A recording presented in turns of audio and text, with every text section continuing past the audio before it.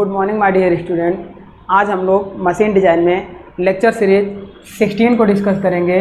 जैसा कि my dear last lecture में हम लोगों ने की जॉइंट, सैफ्ट जॉइंट और कपलिंग जॉइंट से रिलेटेड डिज़ाइन को हम लोग स्टार्ट किए थे, जिसमें हम लोगों ने डिज़ाइन ऑफ सैफ्ट को कंप्लीट कर लिया था और डिज़ाइन ऑफ की को हम लोग पढ़ रहे थे।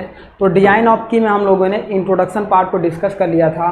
तो आज का लेक्चर हमारा होगा डियर क्लासिफिकेशन ऑफ की और उस की के क्लासिफिकेशन में उसके डिज़ाइन और फेल्योर के बारे में हम लोग डिस्कस करेंगे। तो चलिए डियर आज का टॉपिक हम लोग स्टार्ट करते हैं। हम लोग स्टार्ट करेंगे टाइप्स ऑफ की। ये हमारा टॉपिक होगा डिफरेंट टाइप्स ऑफ की। तो लास्ट लेक्चर में हमने आपको इंट्रोड्यूस भी कर दिया था। हमने आपको संघ की के बारे में बताया था, सैडल की के बारे में डिस्कस कर दिया था, संघ की के डेफिनेशन हमने बताई थी और साथ में उसके type square, rectangle and give head.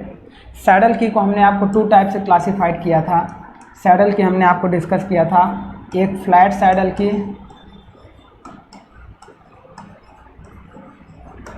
Flat saddle की और दूसरा आपकी हॉलो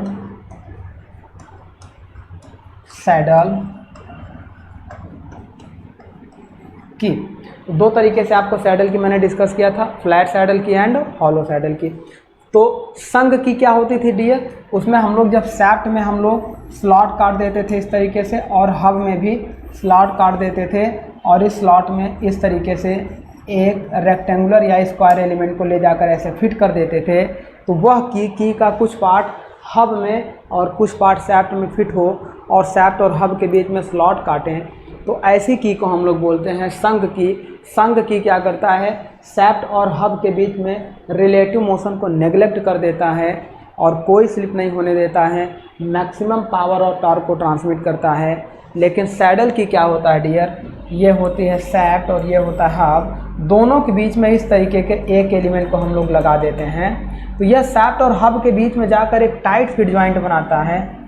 इस तरीके का एक गुटका होता है, इसे हम लोग इसके अंदर फिट करते हैं। तो यह दोनों के बीच एक टाइट जॉइंट बनाता है, जिससे हमारा क्या होता है, दोनों के बीच रिलेटिव मोशन रजिस्ट तो करता है, लेकिन ड्यू टू फ्रैक्शन ये क्या होता है, इन दोनों के बीच में फ्रैक्शन की वजह से रिलेटिव मोशन रजिस्ट होता है, बट हाई टॉर्क को ट्रांसमिट करने में यह कैपेबल नहीं होता है और इसमें स्लिप के चांसेस होते हैं। और आपकी ये जो फ्लैट आपकी सैडल की आपकी 2 तरीके की होती थी। फ्लैट सैडल की आपकी कुछ इस तरीके से होती थी, इस तरीके की जो होती थी वो फ्लैट सैडल की होती थी। इसे उठाकर यहाँ सैफ्ट पे हम लोग फिक्स कर देते थे। और हॉलो सैडल की आपकी क्या होती थी, इस तरीके से आपका हॉलो शेप होगा यहाँ पे और इस हॉलो शेप की वजह से यह थोड़ा सा कंप्रेस भी हो सकती है, तो इसे हम लोग बोलेंगे हॉलो सैडल की। संघ की में आपको बताया था, यदि इसकी हाइट h हो और विड्थ w हो, यदि w is equal to height के हो तो इस तरीके की सी की को बोलेंगे स्क्वायर की। यदि w does not equal to height के हो तो ऐसी की को बोलेंगे रेक्टेंगुलर की। ये होती है लेंथ ऑफ की। लेंथ ऑफ की का इससे कोई मतलब नहीं है। गिव हेड का मतलब क्या होता था डियर, की को आसानी से फैसिलिटेट करने के लिए उस पर हम हेड बनाते थे, उसे बोलते थे गिव हेड की। तो आइए डिस्कस करते हैं पहले संघ की। संघ की डेफिनेशन क्या है dear, it is that type of key in which half of the thickness of the key fit into the keyway. Keyway का मतलब ये है जैसे सैफ्ट हो गई, इस सैफ्ट में हम लोग ये एक वे बनाते हैं, ये सैफ्ट हो गई, ये हमारी होती है कीवे, ये हम लोग बनाते हैं कीवे या गाइड वे। अब इस गाइड वे में की का 50% पार्ट इसमें फिक्स होता है and the shaft and remaining half part कीवे on the hub. और बाकी का जो ये हो गया हब, इस हब में इस तरीके से ऐसा हम लोग कीवे बनाते हैं हब के अंदर और इन दोनों के पार्ट के बीच में आकर की को फिट कर देते हैं। की का 50% पार्ट सैफ्ट में और 50% पार्ट हब में आकर फिक्स होता है। इट में बी स्क्वायर और rectangle in the cross section. यह या तो स्क्वायर क्रॉस सेक्शन में होगी या रेक्टेंगल क्रॉस सेक्शन में बनाई जाती है। तो ये हमारी होती है कि कौन सी, संघ की। अब इस संघ की में देखिएगा डियर, जब हम बात करेंगे in this power is transmitted by the shear resistance of the की। इसमें पावर कैसे ट्रांसमिट होती है डियर, ये आपकी सैफ्ट हो गई, ये की हो गई। यहाँ ये जो की हम लोग लगाते हैं, जब आप देखेंगे इसको तो ये आपका ये सैफ्ट इसके ऊपर इस तरीके से लोड लगाती है। ऐसे जब लोड लगाती है तो इसके इस पोर्शन पर, मतलब यहाँ से लेके यहाँ तक इसके इस पोर्शन पर एक शियर फोर्स लगता है। उस शियर फोर्स की वजह से यहाँ पे इसकी शियर होने के चांसेस ज़्यादा होते हैं। इस पोर्शन में ये इसका इस क्रॉस सेक्शन एरिया में कि आपके शियर होने के चांसेस होते हैं। तो इस पर जो पावर आपकी ट्रांसमिट होती है due to action of shear resistance, then it is suitable for heavy duty application. जितनी भी संघ की होती हैं वो हैवी ड्यूटी पावर और टॉर्क को ट्रांसमिट करने के लिए यूज की जाती हैं, और सैडल की आपकी लो ड्यूटी के लिए यूज की जाती हैं, बिकॉज उसमें स्लिपिंग के चांसेस ज़्यादा होते हैं। नेक्स्ट देखिए, it is a positive connection because there is no possible of slip. इसमें क्या होता है, स्लिप की और मतलब आपका हब और सैफ्ट के बीच में कोई भी स्लिप नहीं होता है, इसीलिए इसे हम लोग पॉजिटिव कनेक्शन भी बोलते हैं।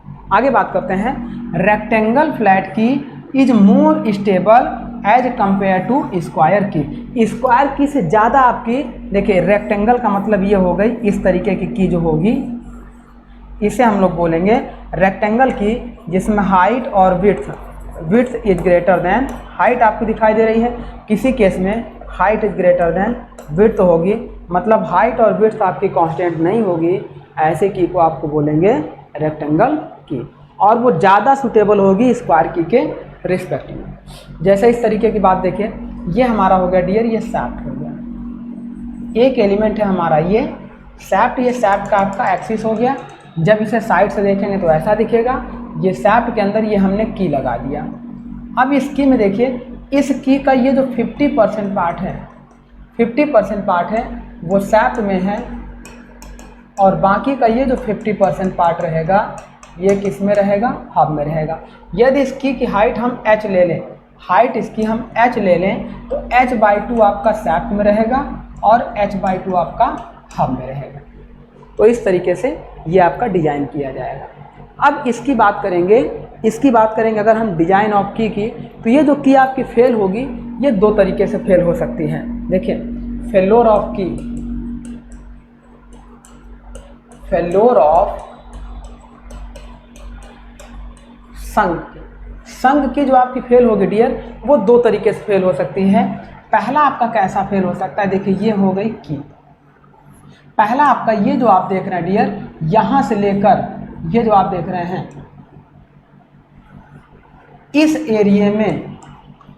एरिया में ये की आपकी क्या हो जाए, आधा पार्ट ये सैफ्ट वाला सैफ्ट के अंदर बचे और हब वाला हब के अंदर हो, और ये ऐसे कट जाए। कटने के बाद जब इसे हम देखेंगे तो ये मान लीजिए सैफ्ट हो गई, तो ये हब वाला पार्ट यहाँ पे हो जाए, सैफ्ट वाला पार्ट यहाँ पे खिसक के चला आए, तो ये सैफ्ट अपने साथ काट के लेके चलिए, हब अपने साथ, तो की का 50% पार्ट हब में रहे और 50% सैफ्ट में रहे, और ये शेयर हो जाए। और किस प्लेन में शेयर होगा, सपोज करो ये हो गया ए, ये हो गया बी, ये हो जाए सी और ये हो जाए डी। इस शेयर प्लेन में ये की हमारी क्या हो रही है, शेयर हो रही है, ये हमारा हो जाता है डियर शेयर प्लेन एरिया। इस शेयर प्लेन में क्या है, सैफ्ट की आपकी शेयर हो सकती है जब शेयर फोर्स की वैल्यू ज़्यादा हो जाएगी। तो उसके लिए देखिए शेयर एरिया की बात करेंगे, एरिया आपका क्या हो जाएगा, ये हो गया W और ये आपकी हो गई लेंथ ऑफ की, ये हो जाएगा W इंटू एल, W आपका विड्थ ऑफ की और L आपका लेंथ ऑफ की के हो जाएगा। अब देखो इस पे जब हम ये लोड लगा रहे हैं, मान लो P लोड लगा रहे हैं, तो इस P लोड की वजह से load P is equal to shear stress tau into shear area AS।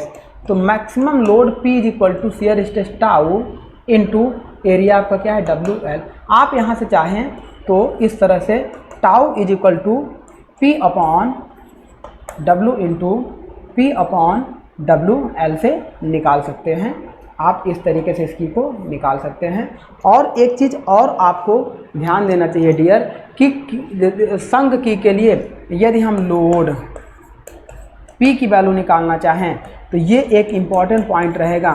संघ की के लिए लोड की वैल्यू होते हैं टॉर्सनल मोमेंट, ये याद करना है आपको, torsional moment upon diameter by 2 होता है। ये torsional moment upon diameter by 2 होता है। That means torsional moment mt upon d by 2 होता है। अब ये हमारी p की वैल्यू होती है। तो p की वैल्यू अगर हम इस इक्वेशन में पुट करें, let put the value of p in equation 1, put the value of p in equation 1, तो ये हमारा हो जाएगा dear shear stress tau is equal to p upon w into L था, तो p की वैल्यू हो जाएगी mt by d by 2 upon w into L. तो इस तरीके से ये हमारा हो जाएगा। इसको जब हम लोग सॉल्व करेंगे तो ये 2 पर चला जाएगा, तो ये हो जाएगा tau is equal to 2mt upon ये हो जाएगा w into L into D. तो W, ये जो W है, W बराबर हम लोग B लिख देते हैं, कहीं कहीं B लिखते हैं, width is equal to B या W is equal to D। तो यहाँ से टाउ इज इक्वल टू हो जाएगा 2mt अपॉन BDL। ये एक फार्मूला होता है, इम्पॉर्टेंट फार्मूला होता है शियर फेल्योर के लिए। मैक्सिमम शियर स्ट्रेस हमारा जो इंड्यूस्ड होगा संघ की में 2mt अपॉन BDL के होता है। नेक्स्ट बात करते हैं डियर, ये तो हो गया इक्वेशन सेकेंड।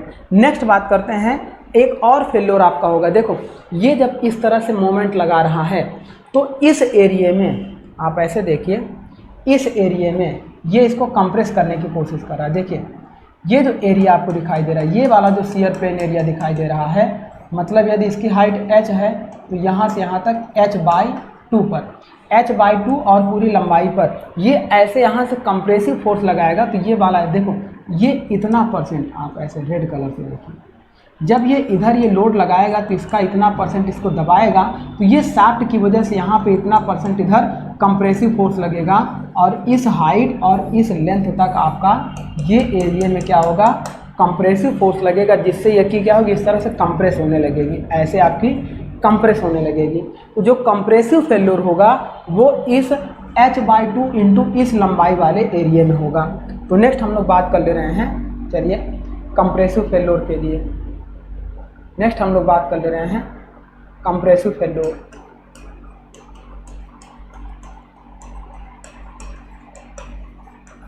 अगर कंप्रेसिव फेल्योर की बात करें डी में डियर, तो कंप्रेसिव फेल्योर के लिए मान लेते हैं सिग्मा सी आपका कंप्रेसिव स्ट्रेस इंड्यूस्ड होगा। तो उस समय हम लोग ये जानते हैं compressive stress sigma C is equal to compressive load upon compressive area. Compressive load P की वैल्यू होगी mt अपॉन d बाई 2 के होगी। अपॉन में ये हम लोग जानते हैं mt upon d by 2 into ये हम लोग जानते हैं शियर एरिया हमारा क्या हो जाएगा डियर, सॉरी कंप्रेसिव एरिया हमारा हो जाएगा, ये हो जाएगा h बाई 2 इंटू लंबाई l, ये हो जाएगा h by 2 into length l हो जाएगा। अब देखो बाई 2 ऊपर चला जाएगा, तो यहाँ से देखिए डियर क्या हो जाएगा, sigma C is equal to ये 2 और 2 ऊपर जाएगा तो ये हो जाएगा 4mt अपॉन ये हो जाएगा HL इंटू DHL। चूँकि हम लोग क्या जानते हैं डियर, देखिए हम लोग ये हो गया हमारा इक्वेशन 4।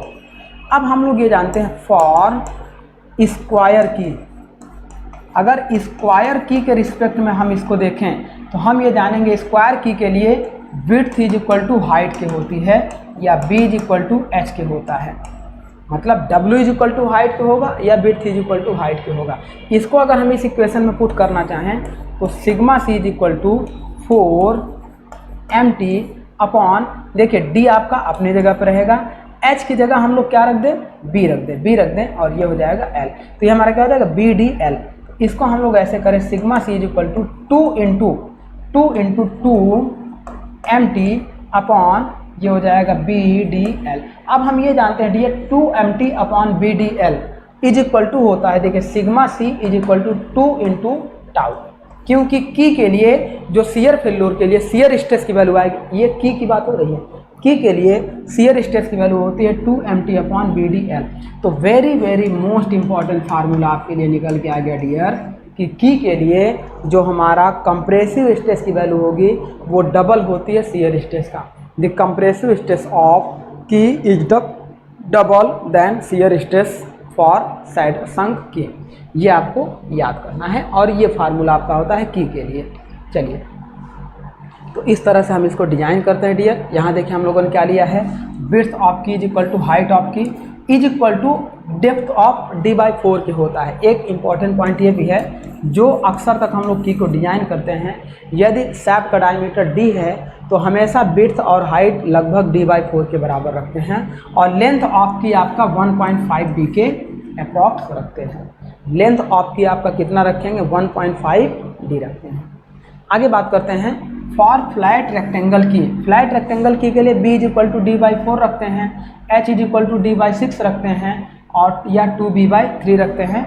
लेंथ आपकी 1.5 d होती है। ये कुछ इंपॉर्टेंट डेटा हैं, ये आपको याद रखना है। जब कभी भी आपका अक्सर तक लेंथ पूछ लिया जाता है कि for flat key length of the key is equal to कितना होगा, यदि सैप का डायमीटर d दिया हो तो उस समय कितना हो जाएगा, l is equal to 1.5 d के हो जाएगा। तो ये हमारा होता है। अच्छा, टेपर की भी हमने आपको बता दिया था कि जब की में हम लोग टेपर प्रोड्यूस करते हैं और किस में टेपर देते हैं, टेपर हम लोग देते हैं उसकी हाइट में या देखें द टेपर की is uniform in width. Width में की आपकी यूनिफॉर्म होगी, but taper in height, taper आपका हाइट में देते हैं और the key has the taper in 1:100 on the top side. Top side में आपका क्या होता है, 1:100, मतलब 1:100 का टेपर हम लोग की में प्रोवाइड कराते हैं। तो ये होता है टेपर इन की। और जो मैंने आपको बताया था, जैसे हो गया मान लीजिए ये हो गया विड्थ, तो हम लोग क्या करेंगे इस तरीके से, इसमें टेपर मान लो ये हाइट h1 ये h2, तो h2 is greater than h1, इस तरीके से हम प्रोवाइड कराएंगे। तो ये कहलाएगी आपकी टेपर की। चलिए एडवांटेज ऑफ टेपर की आपका क्या होगा कि की लाइफ बढ़ जाएगी, कि आपका शार्प एज होगा तो यह एक टाइट जॉइंट बनाएगा। जब लूज हो जाएगा तो पीछे से हैमरिंग एक्शन करके हम टाइट करते जाएंगे, इससे हमेशा जॉइंट टाइट बना रहेगा और की आपकी जहाँ फेल होगी और हम टाइट कर देंगे तो की लाइफ बढ़ जाएगी। तो इसका मतलब क्या है, when key is inserted it becomes tight due to the wedge action. अब क्या है, जब की इंसर्ट करेंगे तो यहाँ तक में मान लो इधर से हम लोड लगाएं, यहाँ तक में आपकी की टाइट हो गई। अब यहाँ ढीली हो गई और हैमरिंग एक्शन करेंगे, यहाँ ज़्यादा एरिया है, इसकी हाइट ज़्यादा है तो ये टाइट हो जाएगी। ये ढीला हो जाएगा तो और हैमरिंग एक्शन करेंगे, इसकी वैल्यू ज़्यादा है, इसकी वैल्यू ज़्यादा है। तो इस तरीके से हमेशा टाइट जॉइंट अचीव करते रहेंगे। आगे बात करते हैं टेपर की विथ गिव हेड। एक हम लोग की बनाते हैं डियर, इस तरीके से उसका हेड बना देते हैं। देखिए एक की हम लोग ऐसी बना देते हैं, की को आसानी से रिमूव करने के लिए, इजी रिमूव। देखिए एक तो हेड आपका ऐसा बना देते हैं। अब ऐसा हेड इसलिए हम लोग बनाते हैं ताकि इस हेड को पकड़कर की को बाहर इजीली रिमूव किया जा सके। दूसरा, इस हेड को हम लोग ऐसा बना देते हैं,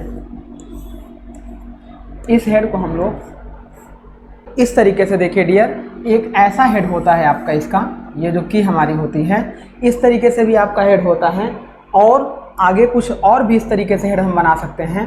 ये हमारी की हो जाए और साथ में इसको हम इस तरीके से ऐसे भी हम लोग इस तरीके से हम लोग बना सकते हैं। तो ये सारे जो हमारे हेड बनेंगे डियर, इसी हेड के अकॉर्डिंग हम की को फिट कर सकते हैं और इजीली रिमूव कर सकते हैं। यही हमारा कहलाता है गिव हेड। इस गिव हेड का यूज किया जाता है की को इजीली फिट करने के लिए और इजीली रिमूव करने के लिए। तो ये हमारा हो गया डियर गिव हेड की। अब बात कर रहे हैं टेपर की विथ गिव हेड। टेपर की का मतलब ये होता है डियर कि जैसे देखिए ये हमारी यहाँ से लेके यहाँ तक ये हो जाए हमारी विड्थ ऑफ की, जिसे हम बी भी कह सकते हैं, और ये हमारी हो जाए लेंथ ऑफ की। अब यहाँ टेपर का मतलब ये हो जाएगा डियर कि जैसे देखिए सपोज करिए यदि ये हाइट हमारी T1 हो जाए और ये हाइट हमारी T2 हो जाए और हम इसको ऐसा रख दें कि T2 ग्रेटर देन T1, तो इस तरीके से ये हमारी की कहलाएगी टेपर की। इसकी थिकनेस कम रखेंगे और इधर थिकनेस बढ़ाते जाएंगे, क्योंकि जब हम फिट करेंगे की तो ये पहले क्या होगी, यहाँ तक फिट होगी। जब ये लूज हो जाएगा तो इसको और हैमरिंग एक्शन इधर हम करेंगे, फिर यहाँ तक फिट करेंगे, फिर यहाँ तक फिट करेंगे। तो इस तरीके से ये हमारा जाएगा और एक वेज शेप, वेज मतलब शार्प एज, तीखा वेज शेप, नुकीला टाइप का शेप में ये जाकर फिट होगा और एक टाइट ज्वाइंट प्रोड्यूस करता है। तो इस तरीके से ये होता है। और टेपर रेशियो की अगर हम बात करेंगे डियर, तो टेपर रेशियो आपका 1:100 रखा जाता है। जो टेपर रखा जाता है ये कितना रखा जाता है, 1:100 रखा जाता है। अगर कभी टेपर पूछा जाएगा तो आप कितना आंसर देंगे, 1:100। तो ये हो गया आपका टेपर की विथ गिव हेड। आपका गिव हेड का मतलब ये देखिए, इस तरीके से आपके की में हेड प्रोवाइड कराया जाता है ताकि इस हेड को पकड़कर आसानी से फिट किया जा सके और रिमूव किया जा सके। तो ये की हमारी कहलाती है डियर गिव हेड की। अब बात करते हैं, अब देखिएगा इस तरीके के सेक्शन पे हमारी सैफ्ट होती है जिस पे हम लोग ये गिव हेड की को फिट करते हैं और फिट होने के बाद ये क्या करती है, दोनों के बीच में रिलेटिव मोशन को रजिस्ट करती है। सैफ्ट और हब, ये होता है आपका सैफ्ट और ये वाला पार्ट आपका होता है हब। तो ये हमारी कहलाती है गिव हेड की। नेक्स्ट बात करते हैं डियर सैडल की। सैडल की मैंने आपको बताया था कि जब की का कुछ पार्ट ना तो सैफ्ट में जाए और ना ही हब में जाए, बल्कि सैफ्ट और हब के बीच में जाकर एक टाइट जॉइंट बनाए, उसे हम लोग बोलते हैं सैडल की। जैसे देखिए ये हो गया हमारा हब। अगर हब को हम सॉलिड सेक्शन से ऐसे दिखाना चाहें तो इस तरीके से हमारा हब है, इस तरीके से ये हमारा हब है। अब इस हब में देखिए, हब के अंदर की का कुछ पार्ट गया है, लेकिन ये दोनों के बीच एक टाइट जॉइंट बनाएगा। ना तो की का कोई भी पार्ट हब में रहेगा, ना ही कोई भी पार्ट सैफ्ट में रहेगा, बस दोनों के बीच एक जाकर टाइट जॉइंट पतली पट्टी की तरह फिट हो जाएगा। और यह दो तरीके की होती है। फर्स्ट आपकी होती है सॉलिड सैडल की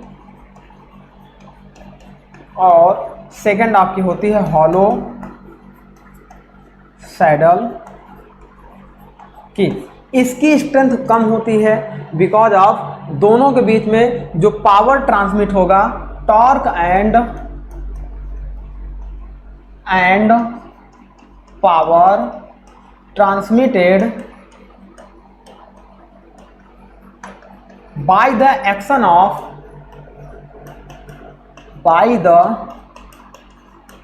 ऑफ फ्रैक्शन, दोनों के बीच में जितना हाई फ्रैक्शन होगा उतना स्लिप कम होगी, जिस वजह से सैफ्ट की पावर हब तक ट्रांसमिट हो जाएगी by the action of fraction. तो इस तरीके के की को हम लोग बोलते हैं सैडल की। यह क्या करता है, लो पावर को ट्रांसमिट करने के लिए यूज किया जाता है। It is used for transmitting low power transmission, low power transmission में इसका यूज करते हैं। आगे बात करते हैं, इस की का क्या है कि डियर लाइफ कम होती है और जिस वजह से यह जल्दी फेल हो जाता है। तो ये हमारी क्या होती है, लेस लाइफ होती है, लेस लाइफ होती है। तो इस तरीके की को हम लोग बोलते हैं सैडल की। आगे बात करते हैं सैडल की के बारे में कुछ इन्फॉर्मेशन। देखिए ये हमारा क्या है, इट इज टाइप ऑफ की विच fit in the key way of the hub only, जिसमें हम लोग क्या करेंगे, या तो हब में कीवे बना देंगे या हब और सैफ्ट के बीच में इस की को फिक्स कर देंगे। तो इस तरीके जैसे देखिए ये हम क्या करेंगे, हब के अंदर एक कितना स्लॉट काट दिए और ये स्लॉट हमारा कुछ इस तरीके से ये रहेगा। इस स्लॉट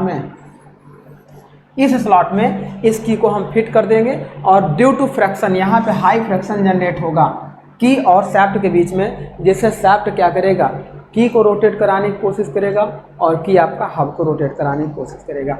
अनदर हम क्या करेंगे, सैफ्ट और हब के बीच में कोई स्लॉट नहीं काटेंगे, विदाउट स्लॉट काटे सैफ्ट और हब के बीच में एक पतली प्लेट लगा देंगे, तो जिससे क्या होगा, टाइट हो जाएगा और स्लिपिंग कम हो जाएगी। तो ये हमारा हो गया। नेक्स्ट हमारा क्या है, a hollow saddle key has a concave surface at the bottom to match the circular surface of the shaft. जो हॉलो हमारी की बनाई जाएगी डियर, वो बॉटम में एक कॉन्केव शेप की बनाई जाएगी और ऊपर आपकी फ्लैट शेप रहेगा। ऐसा रखने का केवल यही रीजन है कि ये जो सैफ्ट है, इस सैफ्ट के सरकमफेरेंस पर आसानी से इस की को ले जाकर फिट किया जा सके, और हॉलो रखने पर सैफ्ट और हब के बीच में ये कंप्रेस होकर अच्छे से फिट हो जाए। तो ये हमारा होता है हॉलो सैडल। देखिए power is transmitted by means of fraction, power हमारा किसके थ्रू ट्रांसमिट होगा, फ्रैक्शन के थ्रू।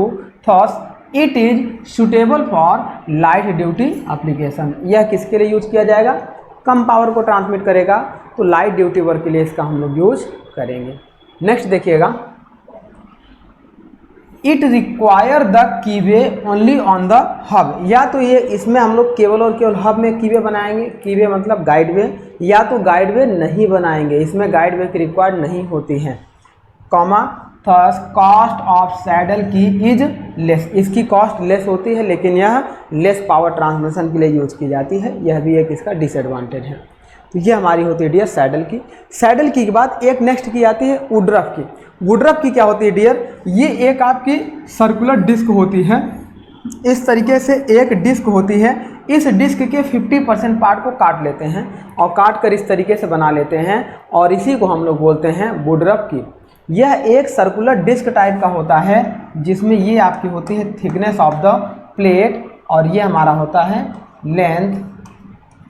तो इस तरीके से अब क्या करते हैं डियर, हमारा जो सैप्ट होता है, जैसे सपोज करिए कि ये हमारा सैप्ट हो गया, अब इस सैप्ट में हम क्या करते हैं, इस तरीके से स्लॉट काट देते हैं और ये हमारा हो गया सैप्ट। अब इस स्लॉट को काटने के बाद अब आगे देखिए जो हमारा हब होता है, इस की को ले आए और इसके अंदर हमने ऐसे फिट कर दिया, की को हम लाए और इस तरीके से हमने ऐसे फिट कर दिया इसके अंदर। अब इसके अंदर जब हमने फिट कर दिया की को, फिट करने के बाद नेक्स्ट पार्ट हमारा क्या हो जाएगा, यहाँ से ये हमारा हो जाएगा हब, ये हमारा हो गया हब। तो इस तरीके से क्या होगा कि जब सैप्ट रोटेट करेगा तो ये हमारी की रोटेट करेगी और की रोटेट करेगी तो ये हब भी हमारा रोटेट करेगा। तो इस तरीके की को बोलते हैं हम लोग वुडरफ की, जिस जो हमारे हाफ सर्कुलर डिस्क के शेप में होती है। That means it is A sunk type की। संक का मतलब ये है कि की का कुछ पार्ट देखिए क्या है, किस में रहेगा, सैप्ट में रहेगा और कुछ पार्ट किस में रहेगा, हब में रहेगा। कुछ पार्ट सैप्ट में और कुछ पार्ट हब में रहेगा, तो इसीलिए इसे संक टाइप की कहेंगे। In form of an almost semi circular disc of uniform thickness, जो हमारी कैसी होगी, एक यूनिफॉर्म थिकनेस की सेमी सर्कुलर डिस्क में होगी, जिसका शेप कैसा होगा, semi circular disc type shape में होगा और इसकी थिकनेस हर जगह पर यूनिफॉर्म होगी। नेक्स्ट बात कर रहे हैं, once placed in position the woodruff key tight and aligned itself on the shaft. जब इसे हम लोग फिट करते हैं तो इसे हम लोग यहाँ पे जब फिट करते हैं तो यह ऑटोमेटिक इस स्लॉट में आकर सेल्फ अलाइंड हो जाती है, सेल्फ अलाइंड होकर इसमें फिट हो जाती है, ताकि यह कि हमारी क्या है, कोई फ्लक्चुएशन को ना जनरेट करे, सैप्ट और हब के बीच में कोई गैप ना रहे, अच्छे से फिट हो जाए। नेक्स्ट बात करते हैं, first it can be use on tapered सैप्ट। Maximum इसका यूज हम लोग कहाँ पे करते हैं डियर, टेपर्ड सैप्ट में। टेपर्ड सैप्ट में सैप्ट और हब को आपस में कनेक्ट करने के लिए किया जाता है, क्योंकि टेपर्ड सैप्ट अगर हमारी है वहाँ पे फ्लैट की का यूज करेंगे तो ये टेपर्ड अगर सैप्ट हो गई, अब यहाँ फ्लैट की का यूज करेंगे तो ये कुछ इस तरीके से होगी, जो ये हमारा क्या है, फ्लक्चुएशन का कारण बनेगी।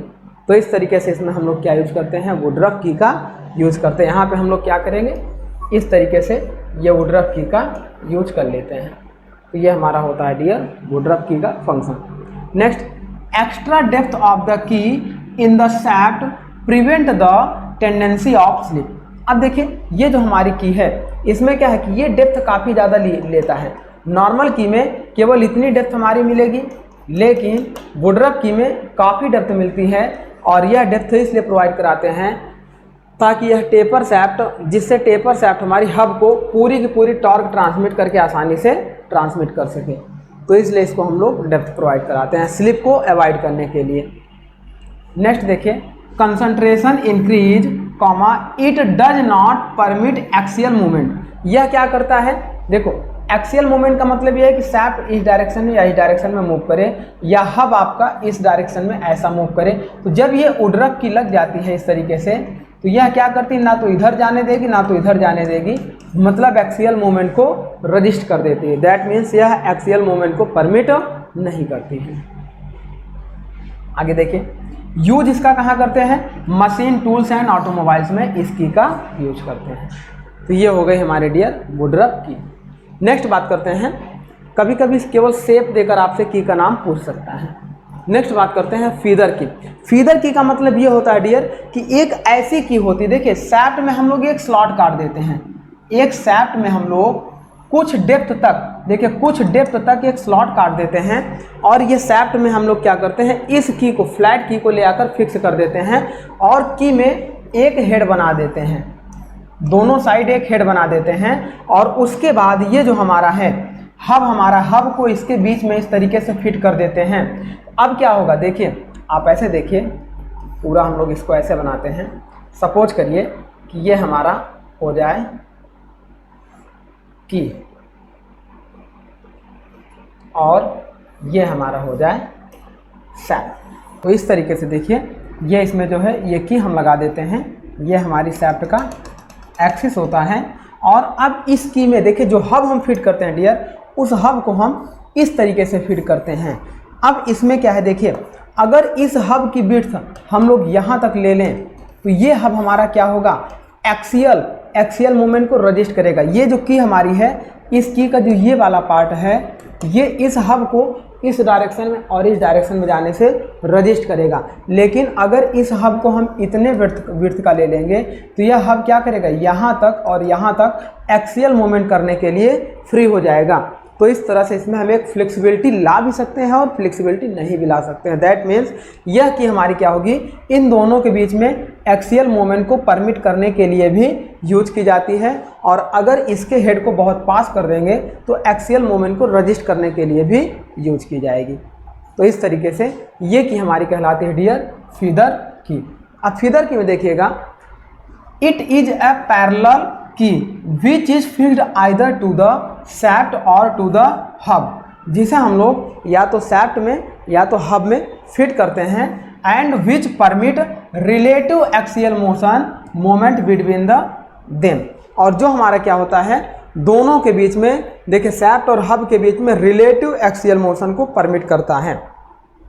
यदि हम हब को, ये हमारा हो जाए हब को हम इस तरीके से बनाएं, आप यहाँ देखिए हब हमारा यहाँ से लेकर यहाँ तक रिलेटिव मोशन करने के लिए फ्री है। तो इस तरीके के की को हम लोग बोलते हैं डियर फीदर की। अब यहाँ देखिएगा, ये हो गई फीदर की। It is particular type of संघ की, यह भी एक संघ टाइप की होती है। दैट मीन्स की का कुछ परसेंट पार्ट हब में होगा और कुछ परसेंट पार्ट सैफ्ट में होगा और सॉफ्ट और हब दोनों में हम लोग की वे बनाते हैं, मतलब guide way. With uniform width and height, जिसकी विड्थ और हाइट आपको यूनिफॉर्म होगी, दैट मीन्स टेपर नहीं होगा। And it is use in clutches gear shifting devices, इसका यूज हम लोग कहाँ पे करते हैं, क्लच में। और गियर, जब गियर हम लोग शिफ्ट करते हैं तो ये एक्सियल मूवमेंट हमारे सैफ्ट का होता है, तो कितना एक्सियल मूवमेंट परमिट करना है वो डिपेंड करता है इस की के ऊपर। Comma, it is an alternative splined connection, यह एक स्प्लाइंड कनेक्शन का अल्टरनेटिव पार्ट होता है। नेक्स्ट बात करते हैं डियर टेंजेंट की। टेंजेंट की का मतलब ये होता है कि जब की को हम कुछ इस तरह से प्लेस करें कि उसका एक कॉर्नर दूसरे कॉर्नर के टेंजेंट पर आए, तो देखिए दूसरे में भी एक की का कॉर्नर दूसरे की के कॉर्नर के टेंजेंट पे आए, तो दैट मीन्स ये जो की हमारी होगी, यहाँ पे इसको ऐसे फिट करेंगे, जब कभी ये शियर होगा तो ये हमारी इस तरीके के प्लेन में शियर होगा। मतलब यह कि हमारी क्या होगी, इतने पार्ट में कट कर इसके साथ लग जाएगी और इतने पार्ट में कट कर हमारी हब के साथ चली जाएगी। तो ऐसी की को हम लोग बोलते हैं डियर टेंजेंट की। दैट मीन्स यहाँ आप देखिए, अभी हम लोग देखेंगे टेंजेंट की के साथ में नीडी की भी हमारी इसी टाइप की होगी, लेकिन वह स्क्वायर शेप में होगी। देखिए tangent key consist of two tapered rectangular key placed 90 degree apart. इसमें क्या होता है, दो टेपर हमारे रेक्टेंगुलर ब्लॉक होते हैं जो एक दूसरे के, ये हमारे क्या होता है 90 डिग्री पे ये फिट किए जाते हैं। एंड की with stand torque in one direction, की हमारी क्या होती है, एक डायरेक्शन में टॉर्क को ट्रांसमिट करती है। इस डायरेक्शन में ये होगा, इस डायरेक्शन में ये होगा, तो एक ही डायरेक्शन में टॉर्क को ट्रांसमिट करने के लिए टेंजेंट की का यूज करते हैं। Then these key are use in heavy duty application, चाहे डियर वो टेंजेंट की हो चाहे वो नीडी की हो, दोनों का use heavy duty power transmit में हम लोग करते हैं। सिमिलर उसी तरीके से एक हमारी होती है नीडी की, इसमें देखिएगा वही होता है कि एक रेक्टेंगुलर हमारी की होती है, जैसे देखिए ये हो गई हमारी सैप। अब यहाँ पे एक की हम ऐसा लगाते हैं डियर, इस तरीके से ऐसा लगाते हैं और ऐसा, मतलब की का देखिएगा ये जो पार्ट हमारा होता है दोनों कॉर्नर एक दूसरे से मिलते हैं। अगर हम यहाँ की बात करें तो की हम कुछ इस तरीके से, हाँ ये मतलब हम ऐसा प्लेस करते हैं। आप देखिए ये हम ऐसा प्लेस करेंगे कि ये कॉर्नर एक दूसरे का इस तरीके से मैच होता रहेगा। और नीडी की में 2 की का यूज करते हैं, कितने की 2 की का यूज करते हैं, और दोनों की मिलकर हमारी पावर को एक डायरेक्शन में ट्रांसमिट करने के लिए रिस्पॉन्सिबल होती हैं। दैट मीन्स पावर और टॉर्क को वन डायरेक्शन में ट्रांसमिट करती हैं और हैवी पावर को ट्रांसमिट करती हैं। That means it is used for heavy duty application, इसे हम लोग हैवी ड्यूटी एप्लीकेशन में यूज करते हैं। Comma it consist of 2 square की, देखिए सिंपल टेंजेंट की में आपकी क्या होती है रेक्टेंगल की होती है, ये जरूर आपको याद रखना है, और नीडी की में आपका होती है 2 स्क्वायर की, 2 स्क्वायर की आपकी होती है। नेक्स्ट बात कर रहे हैं, इस तरीके से आपका इसका यूज हैवी ड्यूटी एप्लीकेशन में करते हैं। अच्छा, जब नीडी की आपकी फेल होती है डियर, तो नीडी की जो फेल होती है, मान लीजिए फेल्योर ऑफ नीडी की, ऐसे देखिए फेल्योर ऑफ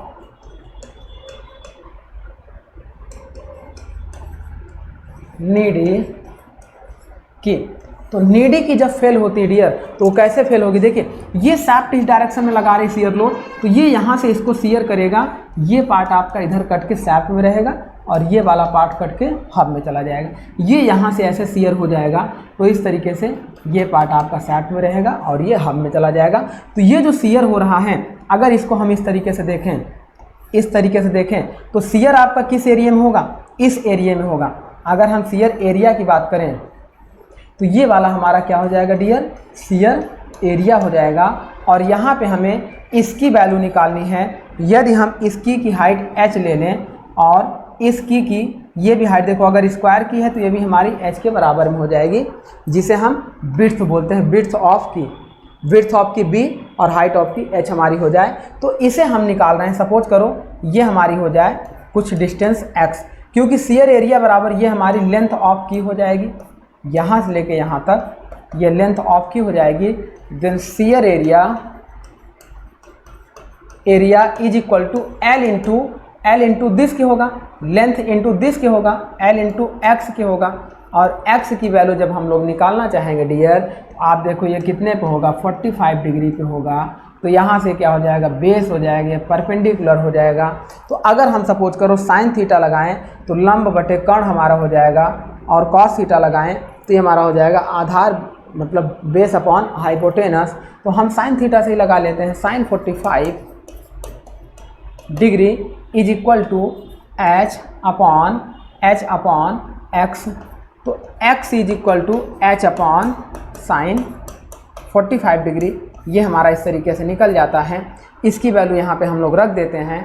तो shear area AS is equal to ये हमारा हो जाता है L into h upon sine 45 degree, और साइन 45 डिग्री की वैल्यू होती है 1/√2।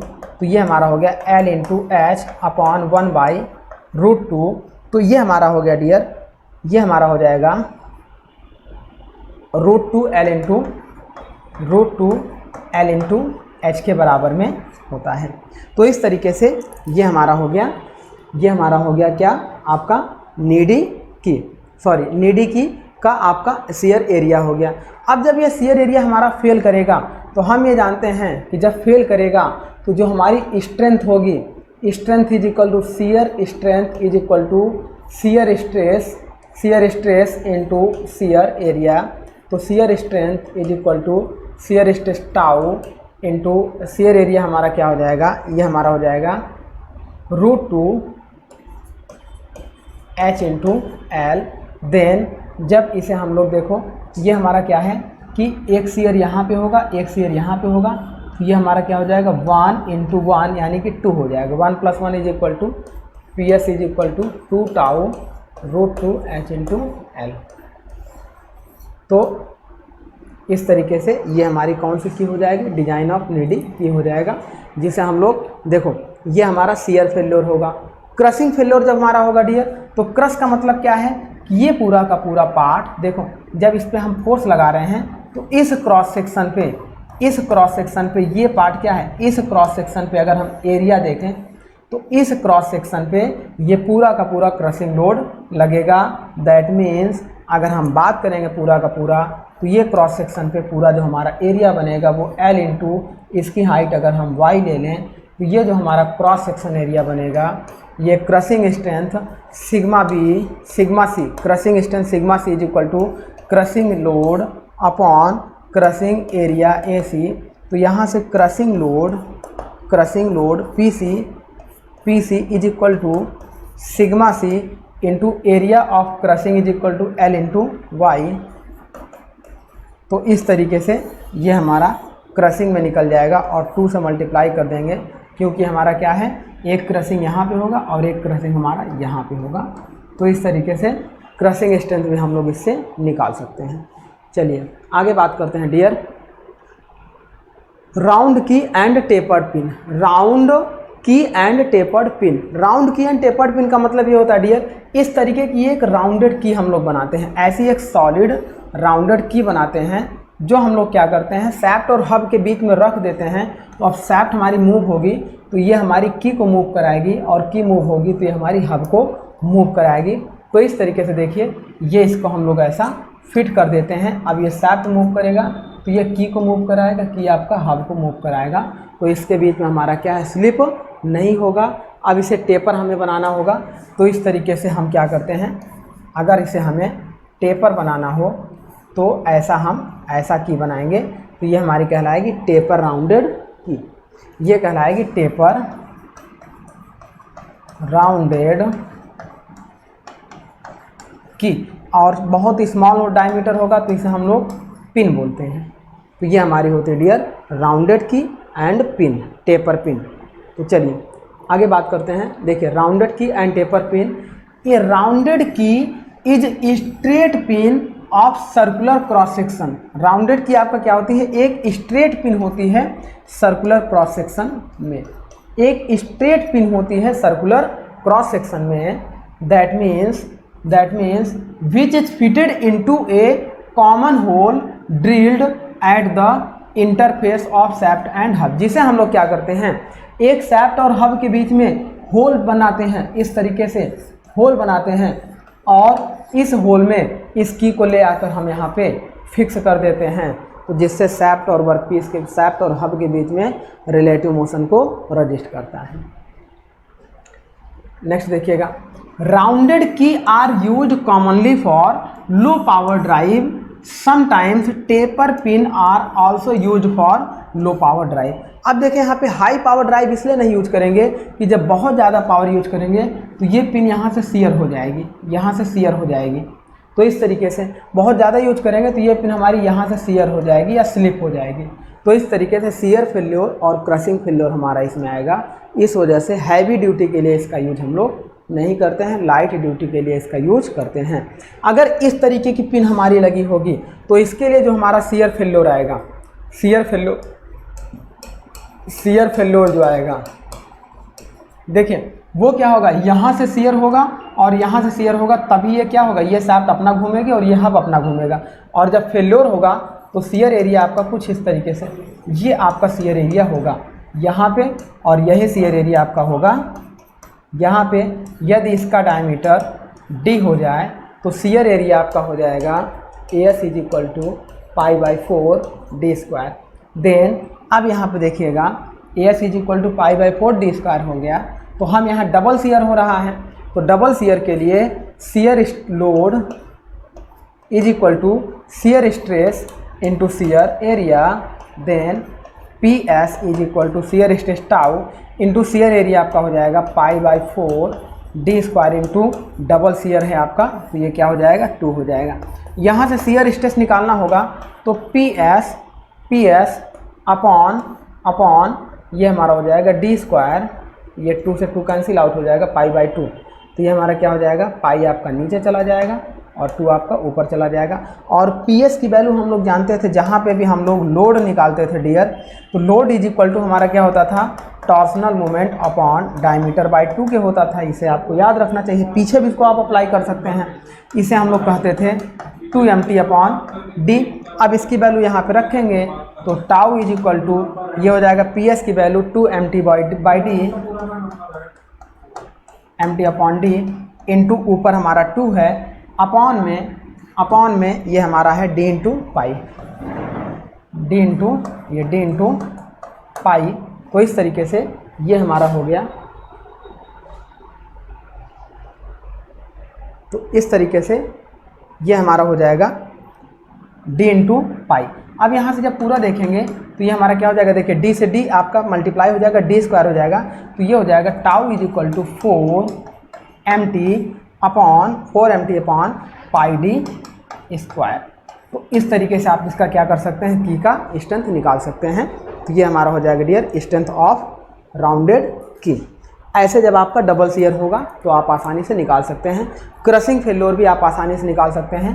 क्रशिंग क्या होगा, पूरा यहाँ इस लंबाई में और इसके डायमीटर में ये जो क्रशिंग एरिया आपका होगा वो क्रशिंग एरिया, यदि इसका डायमीटर d हो जाए और लंबाई l हो जाए तो crushing area l into D में होगा। क्रशिंग की बात करेंगे तो crushing strength sigma c is equal to crushing load PC upon crushing area AC।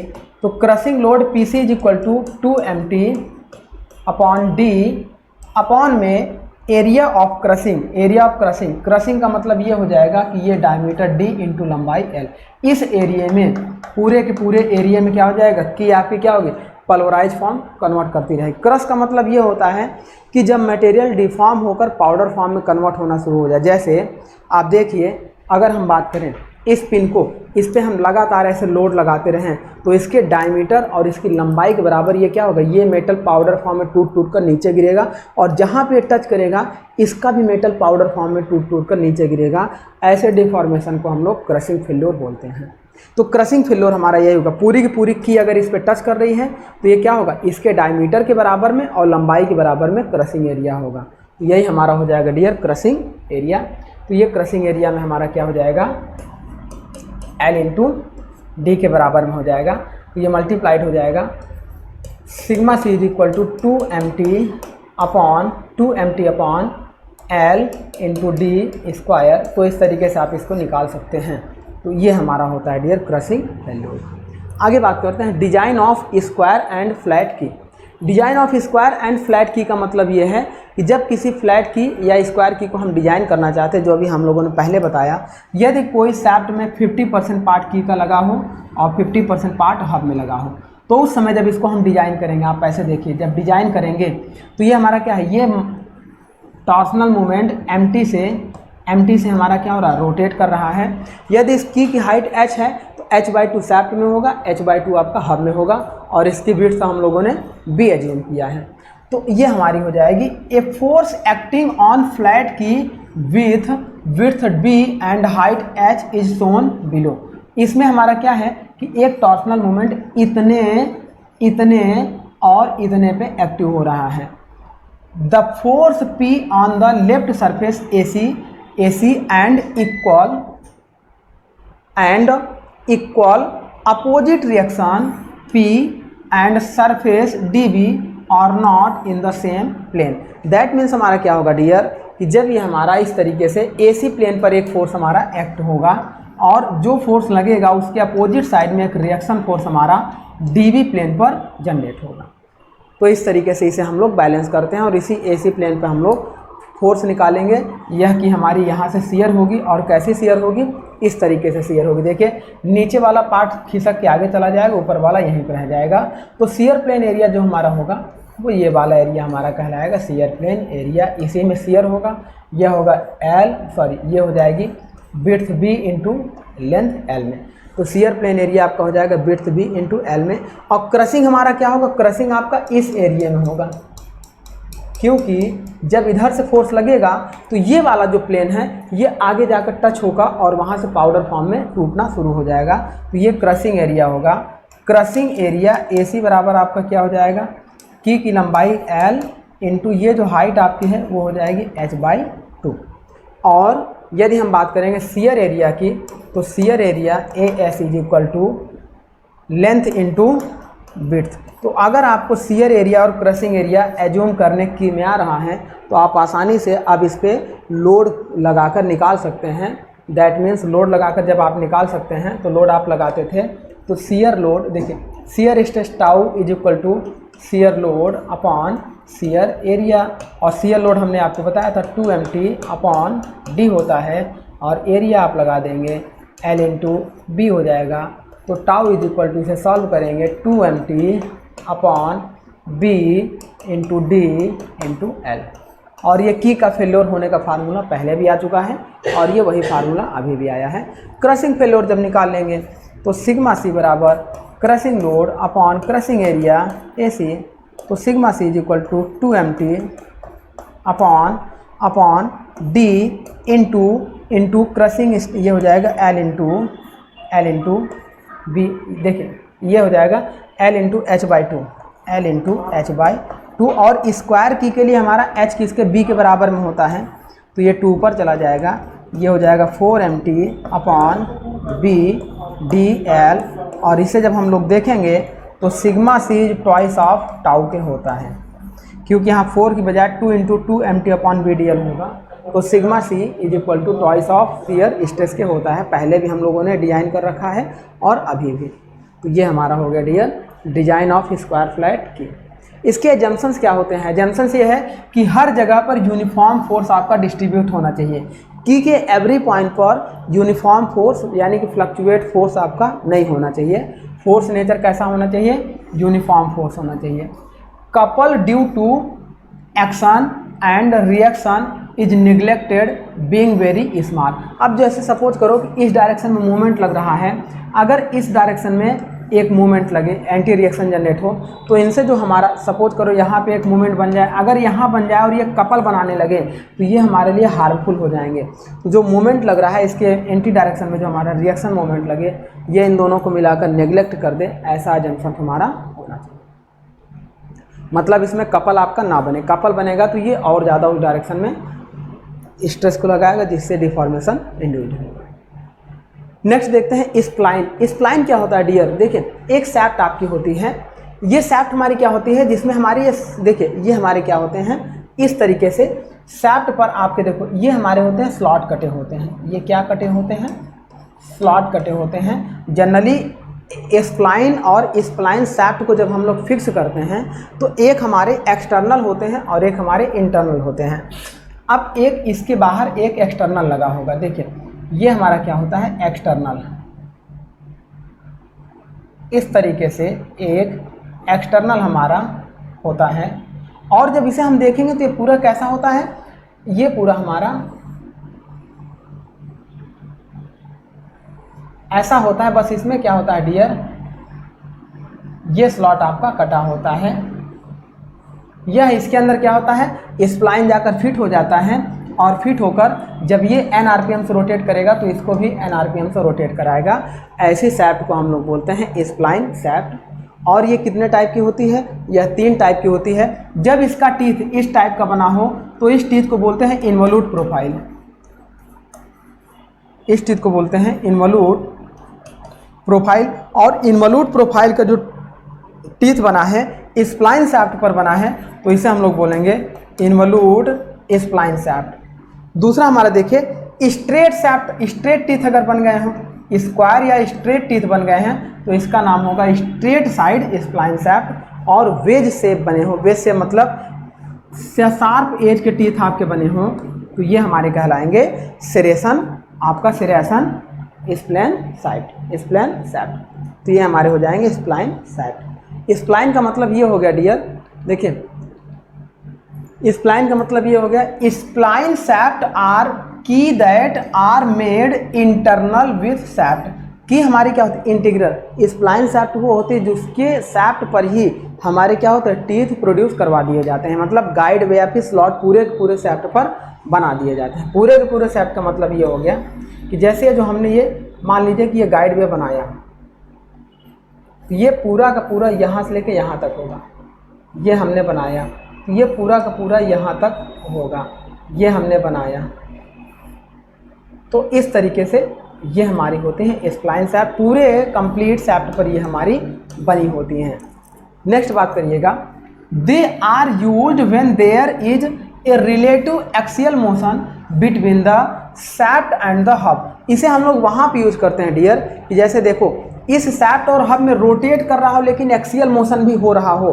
जैसे थ्रेशर में हम क्या करते हैं, सैप्ट को फिक्स करेंगे, घूमेगा और अंदर फिक्स करेंगे, ये एक्सियल मोशन को परमिट करेगा और रोटेशन करता रहेगा, लेकिन रोटेशन में रिलेटिव मोशन को परमिट नहीं करेगा क्योंकि दोनों के बीच में टीथ बना हुआ है। तो ये हमारा क्या होता है, एक्सियल रिलेटिव मोशन को परमिट करता है।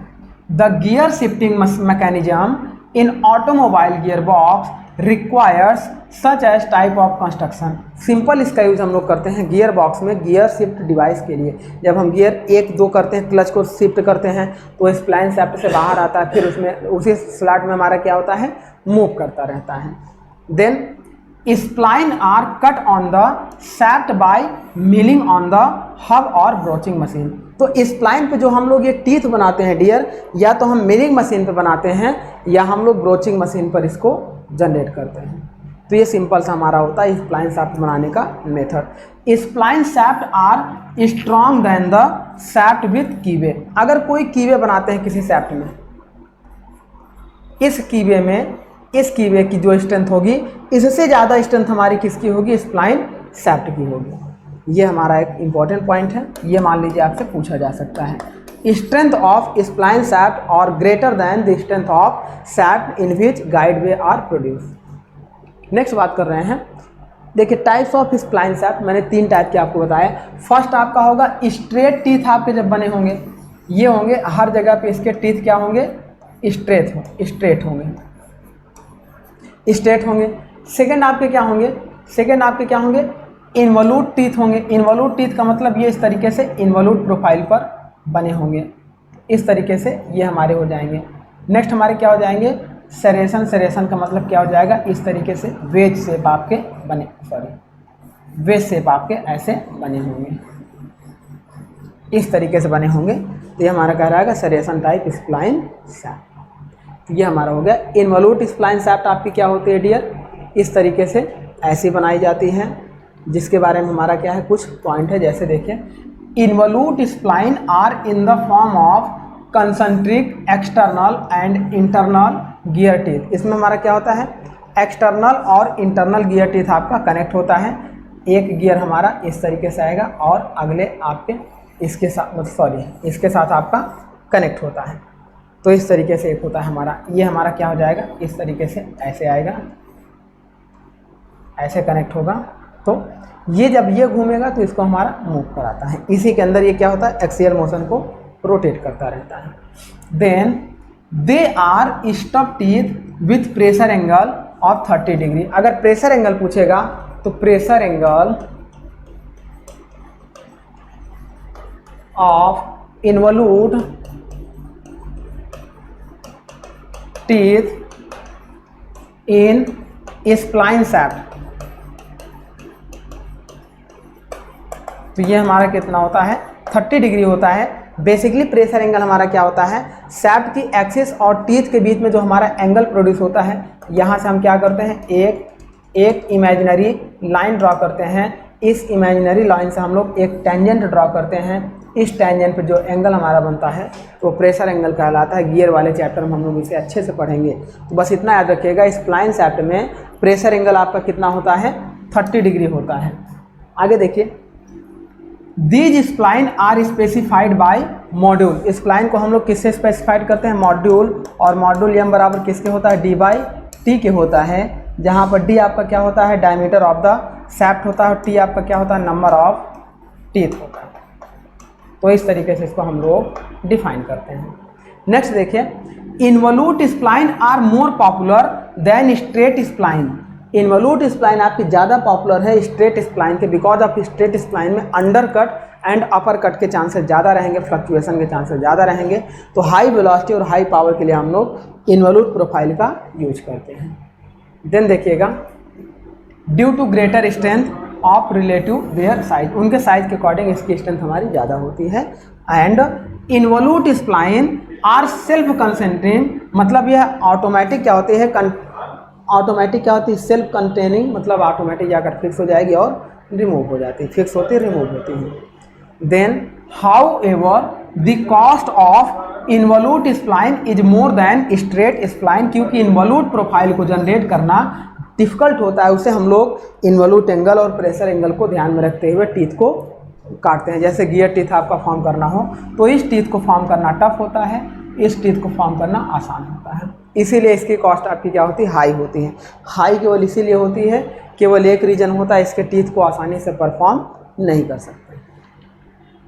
नेक्स्ट देखिए, स्ट्रेट साइडेड आपका या सेरेशन आर यूज, सेरेशन मतलब इस तरीके के जो टीथ आपके होते हैं, स्ट्रेट साइडेड और serration are use in application where it impart to the keep overall size of the assembly as small as possible, जहाँ पर छोटे से छोटे असेंबली कंपोनेंट्स की रिक्वायर्ड होती है, वहाँ पर हम लोग इस टाइप के स्प्लाइन शाफ्ट का यूज कर लेते हैं।